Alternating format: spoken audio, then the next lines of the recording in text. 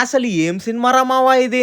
ఒక్కో షాట్‌కి, ఒక్కో సీన్‌కి ఆల్మోస్ట్ నా బుర్ర బద్దలైపోయింది మావా. దయచేసి నన్ను చంపేయండి please your honour please. Cinema title 45 face the fear అన్నప్పుడే నేను అర్థం చేసుకోవాల్సింది మావా. మా ఫ్రెండ్స్ గాళ్ళందరూ వద్దురా మావా, వద్దురా సోదరా అని ఎంత చెప్పినా వినకుండా మనకున్న సినిమా పిచ్చికి ఎట్టాగైనా ఈ సినిమా చూడాలని వచ్చేసాను భయ్య. నెగిటివ్ గా చెప్తున్నాను, ఈ సినిమా బాలేక కాదు మావా, అది నాకు అర్థం కాక ఇలా చెప్తున్నాను. కామెడీ ఏంటంటే మావా, ఈ సినిమా తీసింది అసలు ఒక డైరెక్టరే కాదు మావా, అతను ఒక మ్యూజిక్ డైరెక్టర్. ఒక మ్యూజిక్ డైరెక్టర్ ఈ రేంజ్ లో సినిమా తీసాడా అని నేనే షాక్ అయిపోయాను భయ్య. మన పుట్టుక నుంచి మనం సచ్చేదాకా మన జీవితంలో ఏం జరుగుతుందో మనకు ఒక క్లారిటీ ఉంటుంది మావా, కానీ మనం పోయాక అసలు ఏముంటుంది, మనం ఎక్కడికి వెళ్తాం అనేది ఇప్పటి వరకు ఎవరికి తెలియదు మావా. ఈ ప్రపంచంలో ఎంత పెద్ద మేధావైనా మన చావు తర్వాత అసలు ఏముంటుందో ఇప్పటి వరకు ఎవరు కనిపెట్టలేకపోయారు. ఇట్లాంటి పాయింట్ మీద సినిమా తీసినప్పుడు మా అన్నగారి కొంచెం మైండ్ బ్లాక్ అయిపోయి ఇంటర్వెల్ లోనే వెళ్ళిపోదాం అన్నాడు మావా. మన చావు తర్వాత 45 రోజులు మన ఆత్మ ఇంకా బ్రతికే ఉంటుందంట మావా. ఆ పాయింట్ మీదే ఈ సినిమా తీశారు. గరుడ పురాణం గురించి ఈ సినిమాలో చాలా క్లియర్ గా ఎక్స్ప్లెయిన్ చేశారు భయ్య. కొంచెం డిఫరెంట్ టైప్ ఆఫ్ సినిమాలు చూసే వాళ్ళకి ఈ సినిమా ఖచ్చితంగా నచ్చుతుంది.